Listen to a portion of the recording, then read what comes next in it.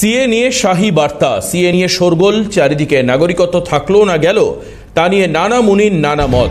আইন প্রণয়ন কেন্দ্রের অধিকার দাবি স্বরাষ্ট্রমন্ত্রীর, তবু সিএ বিরোধিতা চলবে বক্তব্য রাজ্যের। কি বলেছেন অমিত শাহ একবার আপনাদের এই মুহূর্তে শোনাবো, শুনুন। अब टाइमिंग का या पॉलिटिकल गेन या लॉस का सवाल नहीं है। अब विपक्ष तुष्टीकरण की राजनीति कर कर, एपीसमेंट की पॉलिटिक्स कर कर वोट बैंक को कंसोलिडेट करना चाहता है।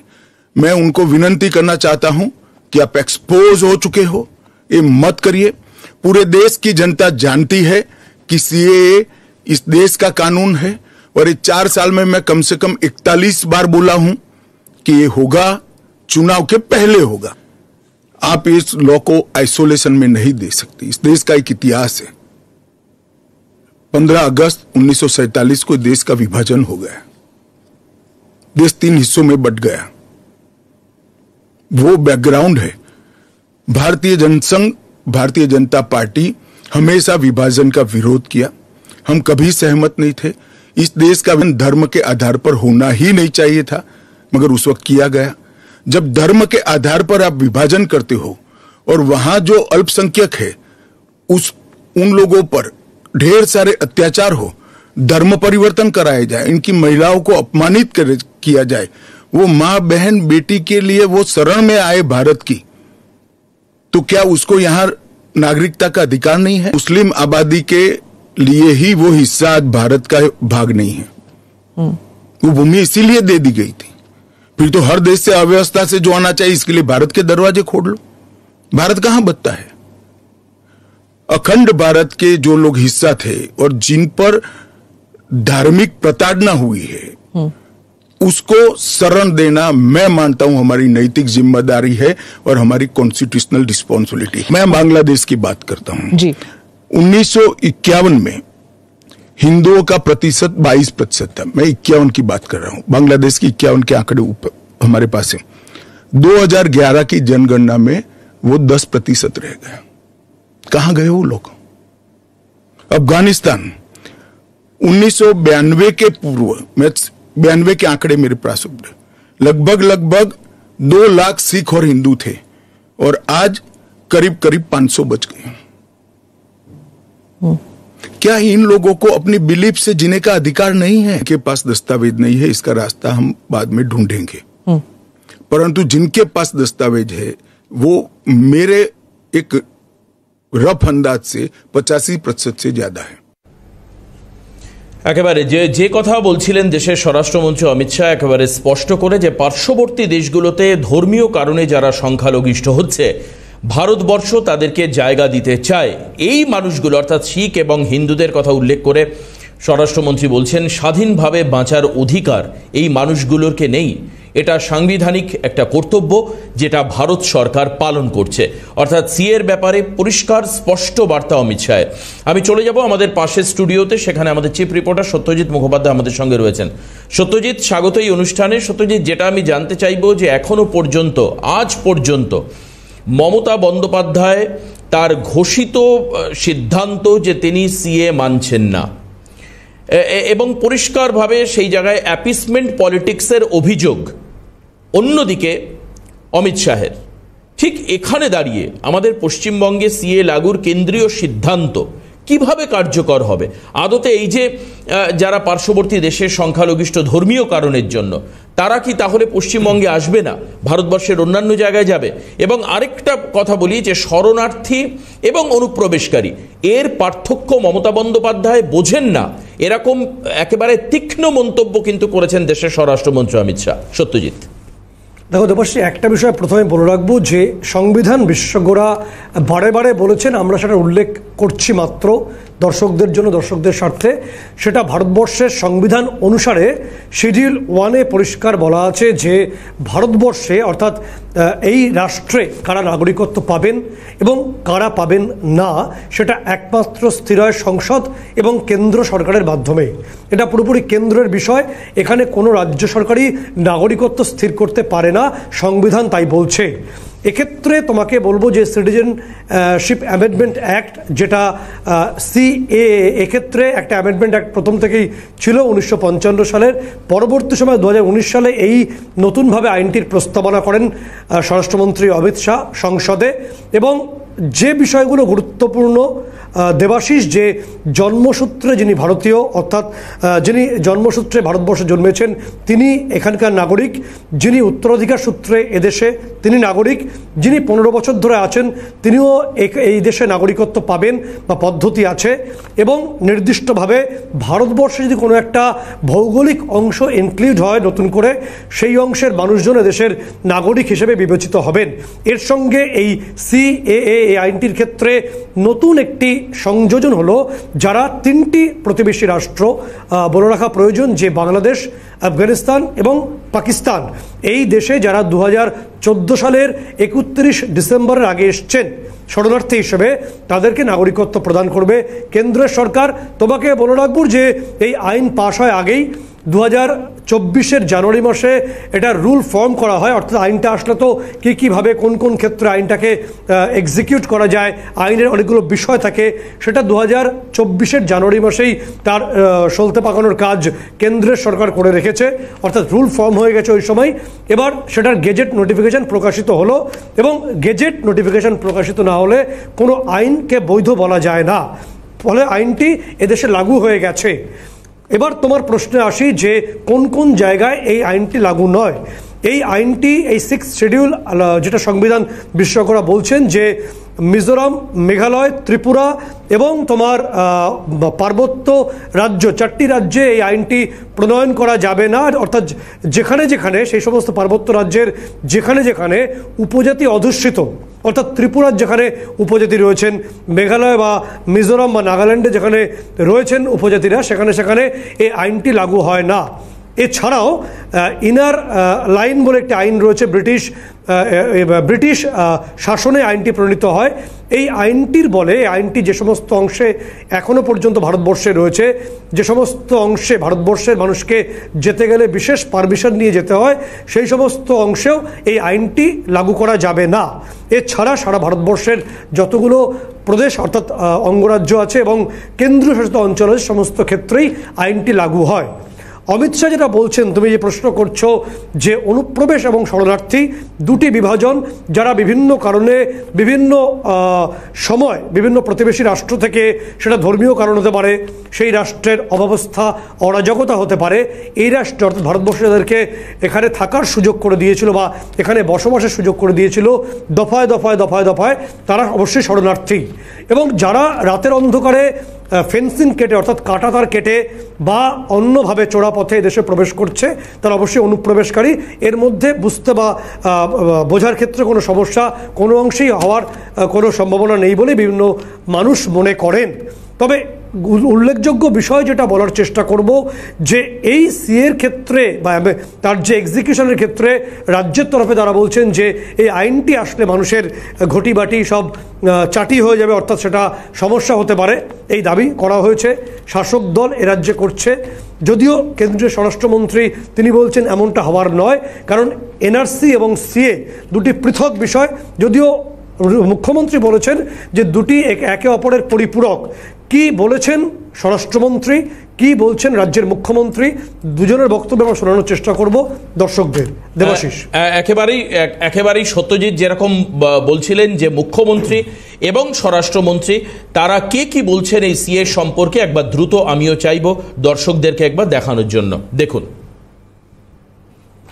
যেই দরখাস্ত করবেন আপনাদের সব নাগরিকত্ব ক্যান্সেল করে দিয়ে, সব অধিকার ক্যান্সেল করে দিয়ে, এটা এনআরসির সাথে কানেক্টেড মনে রাখবেন, আপনাদের ডিটেনশন ক্যাম্পে নিয়ে চলে যাওয়া হবে। এই দরখাস্ত করবার আগে বারবার ভাববেন, একবার নয় 1000 বার, আমরা মানছি না, আমরা মানব না। ममता जी को करबद्ध निवेदन आपके इस कार्यक्रम के माध्यम से करना चाहता हूं। पॉलिटिक्स करने के हजारों मंच है, प्लीज बांग्लादेश से आए हुए बंगाली हिंदुओं का अहित मत करिए। आप खुद बंगाली हैं, बांग्लादेश से जो बंगाली हिंदू आए हैं इनको नागरिकता देने के लिए एक कानून है। ममता जी को मैं खुली चुनौती देता हूं, इस कानून की धारा में से किसी की नागरिकता छीनने की एक धारा वो बता दे सार्वजनिक रूप से। वो खौफ पैदा कर रही है, हिंदू और मुसलमानों के बीच में विखवाद कराना चाहती है, अपनी वोट बैंक का कंसोलिडेशन करना चाहती है। ममता जी इसको मत रोकिए, करने जैसा काम है घुसपैठ रोकिए। नहीं रोक रही है वो नहीं कर रही, आप हमें कोऑपरेट नहीं कर रही। आसाम में कंप्लीट घुसपैठ रोक गया क्योंकि वहां भारतीय जनता पार्टी का शासन है। একেবারে সত্যজিৎ, তুমি যেরকমটা বলছিলে আমরা দেখালাম। এবার যে পার্টিকুলার একটা জায়গা আমি জানতে চাইবো এবং আমাদের দর্শকদের উদ্দেশ্যেও জানতে চাইবো, এখানে যেটা আমরা দেখতে পাচ্ছি যে citizenship amendment act CA amends the Citizenship Act in 1955 to provide the path to Indian citizenship for particular, এখানটা আমি সত্য জিজ্ঞেস করব, Hindu, Sikh, Christian, Buddhist, Jain and Parsis. এই যে পার্টিকুলার যে কাস্টগুলোর কথা বলা হচ্ছে, হিন্দু, শিখ, খ্রিশ্চান, বুদ্ধ, জৈন, পার্সি, এদেরকে ভারতবর্ষে জায়গা দেওয়া হবে, কিন্তু এখানে কোথাও মুসলিমদের কিন্তু জায়গা নেই। এই জায়গাটা একটু ব্যাখ্যায় জানতে চাইবো যে মুসলিম কাস্ট এবং কমিউনিটিকে এখানে রাখা হয়নি, যে ধর্মীয় কারণে তারা ভারতবর্ষে আসলে তাদেরকে নাগরিকত্ব দেওয়া হবে। দেখো, বিষয়টা খুব কঠিন নয়। তার কারণ হচ্ছে, তোমাকে বলে রাখার চেষ্টা করবো দেবাশিস, যে এদেশে ভারতবর্ষের বুকে কারা নাগরিক হবেন, কাদের নাগরিকত্ব থাকবে, এই বিষয়টির সিদ্ধান্ত কেন্দ্রের তরফে নেওয়া হয়। সংবিধানের শিডিউল 1-এ সেটাই ব্যাখ্যা করা হয়েছে। এক্ষেত্রে 2019-এ তুমি যেটা বলছিলে, 1954 সালের যে অ্যামেন্ডমেন্ট একটা ছিল, সিটিজেনশিপ অ্যামেন্ডমেন্ট অ্যাক্ট, সেটা পরবর্তী সময় সংশোধিত হয় এবং এক্ষেত্রে কেন্দ্রের স্বরাষ্ট্রমন্ত্রী অমিত শাহ যেটা বলেছেন, ব্যাখ্যা করে বলেছেন যে মূলত, এর আগে তোমাকে বলে রাখবো যে শ্রীলঙ্কা এবং আফ্রিকার একাধিক দেশ থেকে যখন সেখান থেকে শরণার্থীরা এসেছিলেন, তাদেরকে নাগরিকত্ব দেওয়ার একটা প্রক্রিয়া হয়েছিল। তো পরবর্তী সময়ে যে দাবিটা বিভিন্ন স্তর থেকে উঠছিল যে আফগানিস্তান, পাকিস্তান এবং বাংলাদেশ, এই তিনটি দেশ থেকে দফায় দফায় যে সমস্ত শরণার্থীরা এসছেন তাদের ক্ষেত্রে নাগরিকত্ব দেওয়া হবে না কেন, সেই প্রশ্নের উত্তরে এই অ্যামেন্ডমেন্ট অ্যাক্ট আসে। এবং তোমাকে বলবো, যেটা কেন্দ্রীয় স্বরাষ্ট্রমন্ত্রী বলেছেন, ব্যাখ্যা করে বলেছেন, তাদের ব্যাখ্যা এটাই যে ওই তিনটি দেশে একটি নির্দিষ্ট ধর্মের কথা বলা রয়েছে, যে সংবিধান অনুসারে বলা রয়েছে যে তারা সেই ধর্মের অবলম্বন করেন এবং সে দেশের যারা সংখ্যালঘু, আবার বলছি আফগানিস্তান, পাকিস্তান এবং বাংলাদেশ, সে দেশের যারা সংখ্যালঘু, যারা সে দেশে এই মুহূর্তে ঠিক সিকিউর নেই বলে মনে করছেন বলেই বারংবার তারা আশ্রয় নিয়েছেন এই প্রসঙ্গে। সত্যজিৎ, একদম সত্যজিৎ যেটা বলবার চেষ্টা করছো, আমি একবার দেখানোর চেষ্টা করব যে পাকিস্তান, আফগানিস্তান এবং বাংলাদেশে যারা সংখ্যালঘিষ্ঠ, তুমি আবার রিপিট করে বললে যে এই দুটো দেশে যারা সংখ্যালঘিষ্ঠ, অর্থাৎ সেই সমস্ত দেশে যারা সংখ্যায় কম এবং ধর্মীয় কারণে, নানান কারণে হয়তোবা তারা সংখ্যায় অনেকটা কমে গেছেন। এবং সালের তুলনা করে স্বরাষ্ট্রমন্ত্রী কিন্তু বলেছেন যে সংখ্যাটা ছিল 1950-এ বা তারপরে কিন্তু প্রচুর পরিমাণে সংখ্যায় কমেছে। কি বলেছেন স্বরাষ্ট্রমন্ত্রী এই সংখ্যা কমে যাওয়া নিয়ে? সত্যজিৎ, আমি চাইবো একবার শুনিয়ে নিই, তারপর আবারও চিফ রিপোর্টারের ব্যাখ্যায় সত্যজিৎ তোমার কাছে যাব, শুনবো। लिए ही वो हिस्सा आज भारत का भाग नहीं है, वो भूमि इसीलिए दे दी गई थी। फिर तो हर देश से अव्यवस्था से जो आना चाहिए, इसके लिए भारत के दरवाजे खोल लो। भारत कहां बचता है? अखंड भारत के जो लोग हिस्सा थे और जिन पर धार्मिक प्रताड़ना हुई है, उसको शरण देना मैं मानता हूं हमारी नैतिक जिम्मेदारी है और हमारी कॉन्स्टिट्यूशनल रिस्पॉन्सिबिलिटी। और स्मिता जी, आप आंकड़े की गहराई में जाइए। जब विभाजन हुआ तब पाकिस्तान में 23% हिंदू थे, हिंदू और सिख थे। आज 3.7% बच गए। कहां गए सारे? इतने सारे तो यहां आए नहीं। धर्म परिवर्तन हुआ, अपमानित किया गया, दोयम दर्जे के नागरिक के नाते इनको रखा गया। कहां जाएंगे ये लोग? क्या देश इसका विचार नहीं करेगा? देश की पार्लियामेंट इसका विचार नहीं करेगी? देश की पॉलिटिकल पार्टियों ने इनका विचार नहीं करना चाहिए? लिए ही একেবারে সত্যজিৎ, যাব আবারও সত্যজিৎ মুখোপাধ্যায়, চিফ রিপোর্টার আমাদের সঙ্গে রয়েছেন। একদম পার্টিকুলার পাকিস্তানের কথাটা আমরা শুনতে পেলাম যে প্রায় 20%-এর উপরে সেই সময় পাকিস্তানে হিন্দুর সংখ্যা থাকলেও সেটা কমে গিয়ে এখন 3% হয়েছে। একই রকমভাবে স্ট্যাটিস্টিক্স আফগানিস্তান এবং বাংলাদেশের ক্ষেত্রেও কিন্তু স্বরাষ্ট্রমন্ত্রী দিয়েছেন। সত্যজিৎ, একটা বিষয় বলবো, স্বরাষ্ট্রমন্ত্রী একদম ব্যাখ্যা করে বুঝিয়েছেন। আমরা যদি সমাজ মাধ্যমের দিকেও তাকাই, তুমি যদি পাকিস্তানের নামকরা ব্লগার যারা রয়েছেন তারা বিভিন্ন সময়, আমরা পাকিস্তানের কথাই পার্টিকুলারলি বলছি, এক্ষেত্রে দেখা যাচ্ছে পাকিস্তানের সিন্ধ প্রদেশ বা আমরা যদি খাইবার পাখতুনখোয়া, অ্যাবাটাবাদ, এই যে অংশের কথাগুলো আমরা বারবার বলি, বা বিভিন্ন গোয়েন্দা সূত্রে যে খবর উঠে আসছে, বা সেখানকার যারা মুক্তমনা ব্লগার আছেন পাকিস্তানে, তারাও যেটা বারংবার দেখিয়েছেন যে এই সিন্ধ প্রদেশ বা অ্যাবাটাবাদ বা খাইবার পাখতুনখোয়া, সেখানে বিপুল পরিমাণ মানুষ তারা বিভিন্ন সময় এখানে অর্থাৎ ভারতবর্ষে চলে এসছেন প্রাণে বাঁচতে অথবা তাদের সম্মান সম্ভ্রম রক্ষার জন্য। স্বাধীন চেতা বা স্বাধীন মনা মুক্তমনা ব্লগাররা পাকিস্তানের কথা বলছেন। এবং ইতিহাস যে কথা বলে যে একসময় পাঞ্জাব কেশরী মহারাজ রঞ্জিত সিং, তার রাজধানী আফগানিস্তানের কাবুল পর্যন্ত বিস্তৃত ছিল। সেই সময় সেখানে শিখ ধর্মের যে গুরুদ্বারা এখনো পর্যন্ত আছে, সেখানে প্রচুর প্রতিপত্তি ছিল। সেখান থেকে বিভিন্ন সময় সেই ধর্মের মানুষজন পালিয়ে আসেন, এটা ইতিহাস বলছে। ফলে কেন্দ্রের তরফে যে ব্যাখ্যাটা এখন দেওয়া হচ্ছে যে বিভিন্ন সময় বিভিন্ন কারণে, নিপীড়নের কারণে যারা ভারতবর্ষে আশ্রয় নিতে বাধ্য হয়েছেন এবং যারা দীর্ঘ সময় ধরে ভারতবর্ষেই বসবাস করছেন, সেই সমস্ত মানুষগুলোকে একেবারে সম্পূর্ণভাবে এদেশের আত্মস্থ করার ক্ষেত্রে একটা আইনি সেতুর প্রয়োজন ছিল। কেন্দ্রের ব্যাখ্যা, কেন্দ্রের দাবি, এই সিএএ এটি হলো সেই আইনি সেতু বা সেই বন্ধন, যে বন্ধনে ভারতবর্ষের সঙ্গে সেই সমস্ত দেশের সংখ্যালঘু মানুষ আত্মস্থ হতে পারবেন। তার মানে কেন্দ্রের তরফে একেবারে সত্যজিৎ, এই মুহূর্তে ঝন্টু বড়াইক রাজনৈতিক বিশ্লেষক আমাদের সঙ্গে রয়েছেন। সত্যজিৎ, যদি তোমার কোনো প্রশ্ন থাকে।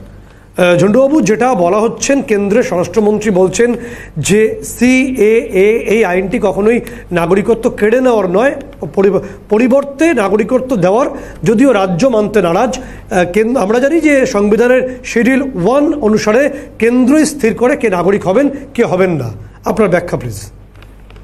না, আমি আপনাকে প্রথমেই বলি যে এটা কিন্তু প্রথম দিন থেকে আমরা, যেটা সিএবি ছিল পরে সিএএ হলো সংশোধনের মাধ্যমে, এই নাগরিক সংসদীয় আইনটা কিন্তু খুব সাদামাটা ভাবে একটা অন্তর্ভুক্তির কথা বলে, অর্থাৎ ইনক্লুশনের, অর্থাৎ কাউকে বাদ দেওয়ার কথা এখানে কোনো একটা লাইনে লেখা নেই।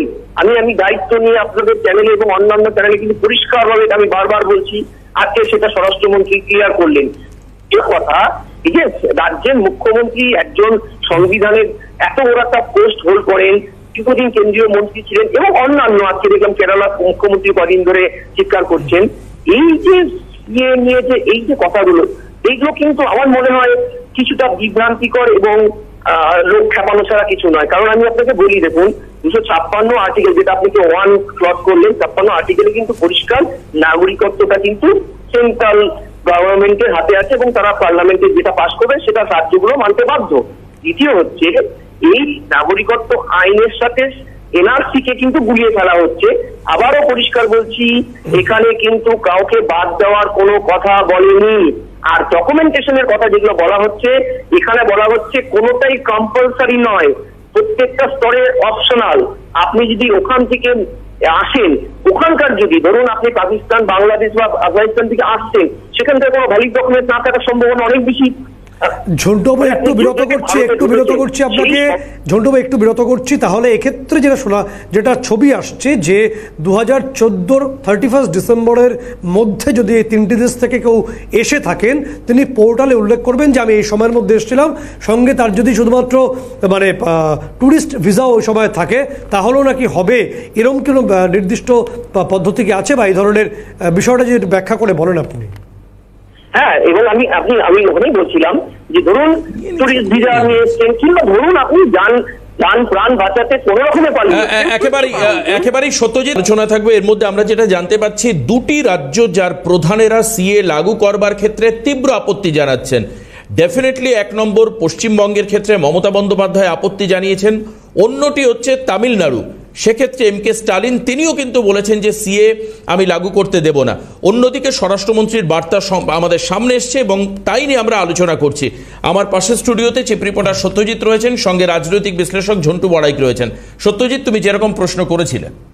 ঝন্টু, আমি বক্তব্যে আসবো, তার আগে একটু দ্রুত এবং সংক্ষেপে জানার চেষ্টা করব যে দেবাশিস যেমন বলছিলেন যে দুটি রাজ্য পশ্চিমবঙ্গ এবং তামিলনাড়ুর তরফে বলা হয়েছে যে সেখানে লাগু করতে দেওয়া হবে না, যদিও সংবিধান বলছে যে মেঘালয়, মিজোরাম, ত্রিপুরা এবং আসাম এই চারটি রাজ্যের উপজাতি অধ্যুষিত অঞ্চলে এই 6th শিডিউল ব্যবহার করা যায় না বা প্রয়োগ করা যায় না, এবং যেখানে ইনার লাইন পারমিট অ্যাক্টিভ আছে সেখানে ব্যবহার করা যায় না বা প্রয়োগ করা যায় না। এছাড়া বাকি রাজ্যগুলোর ক্ষেত্রে এই আইন কিভাবে প্রয়োগ করা যেতে পারে বা আদৌ প্রয়োগ করা যাবে কিনা, বাংলার ক্ষেত্রে ছবিটা কি হবে? আমি আপনাকে পরিষ্কার বলছি যে 256 আর্টিকেলে স্পষ্টতই পার্লামেন্টকে সেই অধিকার দিয়ে দেওয়া হয়েছে যে সিটিজেনটা একান্তই নোটস অফ আর্টিকেল 14-তে পরিষ্কার যে এটা কিন্তু সংবিধান প্রণীত যে আমাদের এমপিরা হাইয়েস্ট ল মেকার, তারা পার্লামেন্টে যেটা সিদ্ধান্ত নেবেন সেই টেরিটরি সিদ্ধান্তটাই মানা হবে। দ্বিতীয় ক্লজ আপনাকে খেয়াল করে দেখুন, সেই অর্থে কিন্তু প্রত্যেকটা রাজ্য সেমি ফেডারেল স্ট্রাকচারে তারা অবজেকশন করতে পারলেও সেই অবজেকশনটা টিকবে না অন্তত সংবিধান মোতাবেক।